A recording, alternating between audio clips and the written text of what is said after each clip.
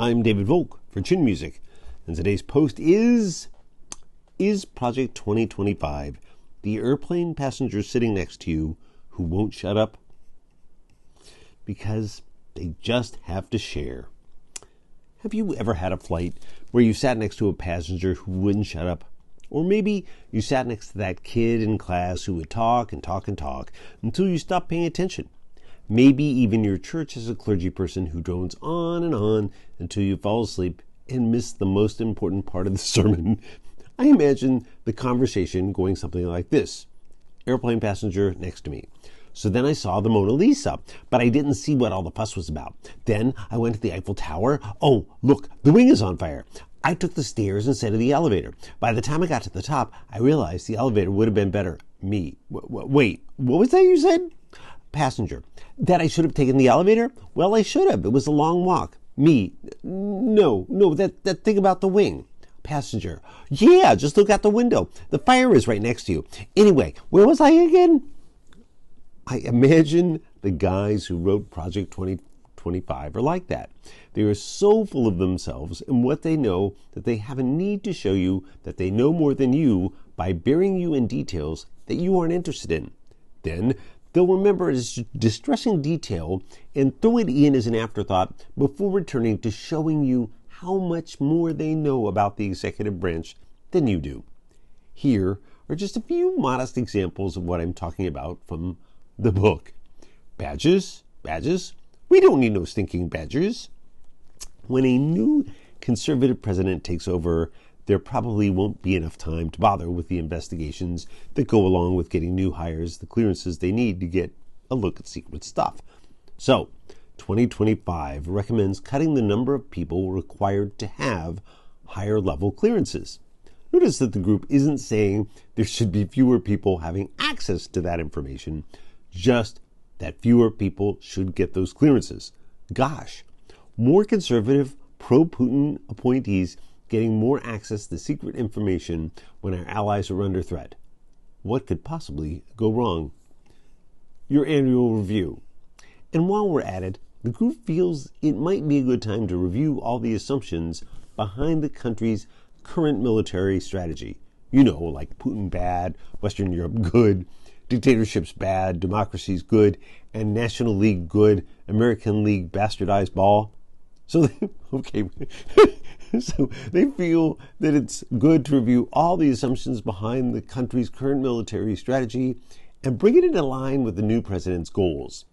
Even if that president likes Putin and Kim Jong-il because they say nice things about him and doesn't like his NATO allies because they don't pay their bills. Nice continent you got here, Europe. It would be a shame for something to happen to it. Next, the reviews are in. If I understand it correctly, the fun-loving guys at 2025 also want a review of all general and flag officer promotions in the military, not only to make sure that they aren't DEI-loving, CRT teaching, climate change believing extremists,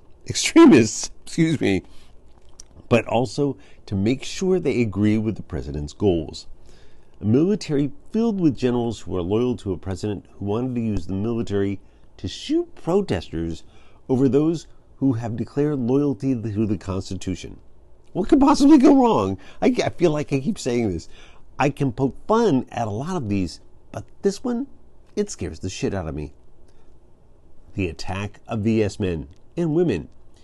It may sound boring because it's meant to, but 2025 says the National Security Agency should make it a priority to staff its office only with political appointees and trusted officials who support the president's agenda.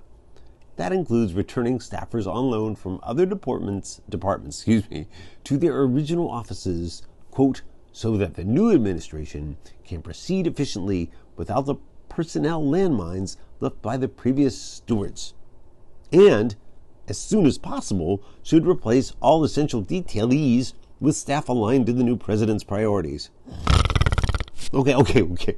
What that means is that the president should surround himself only with yes men and women who may not have the expertise to guide a department charged with helping protect the country.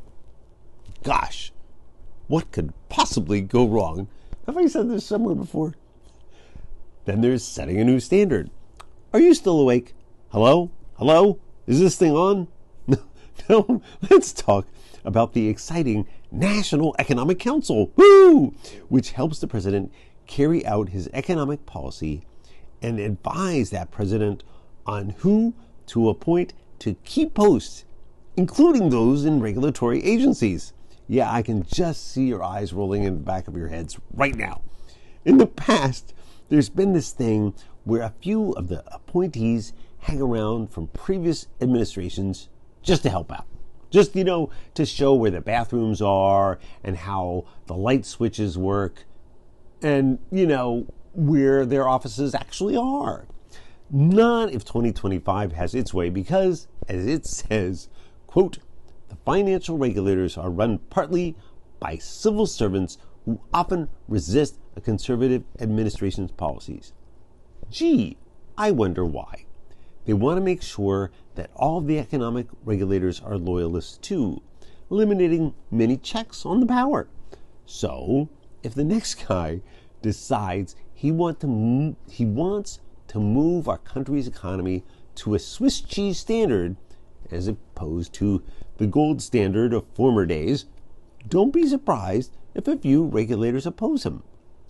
Remember, yes we can? Well, no we can't. Hang with me here. We are almost done. Thank the Lord. I know your eyes will glaze over when I mention, are you ready? The Office of Science and Technology. But what I'm about to say is simple enough. This office coordinates where the federal government should spend its money on science research and development. The plan is to focus on industries of the future, but Biden and Trump differ on where to focus. Trump wants to focus on artificial intelligence, AI, quantum information science, QIS, advanced communications, 5G, advanced manufacturing, and biotechnology. Wow, that's a list, isn't it? Biden wanted to add advanced materials, whatever they are, robotics, battery technology, cybersecurity, green products, clean technology, plant genetics and agricultural technologies, nanotechnology, as well as semiconductors and microelectronics technologies. All right, is this over yet? Please wake me up. This is done. Okay, I know. It's a longer list. Why? Because Trump he wants just a few things because he can't handle anymore. Biden wants many things because he thinks they're important. Regardless, Project 2025 wants to scale back the list because, I guess, those were either the only things Trump understood or because it was too hard to do that many things. Also, many of Joe's priorities involved green stuff. The Heritage Foundation hates that shit. And finally, almost finally, climate change? What climate change? Since it isn't happening, there's really no need to study it.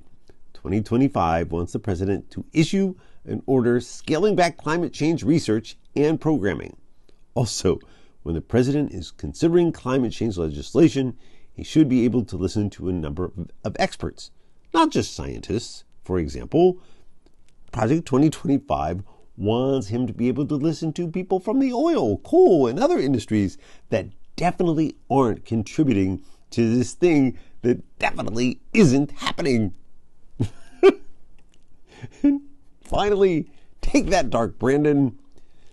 Sleepy Joe was such a wild-eyed climate change fanatic, using all his policies and procedures to champion, quote, radical gender, racial, and equality initiatives, end quote, that 2025 feels everything he did should be reversed and removed from every government document ever written during his administration, possibly going back to the days of Eisenhower and the horse he rode in on, so that we can go back to raping the environment in any way we see fit. That about covers it. And the saga continues. Well, that was a long one. I'm so sorry. Have a good day.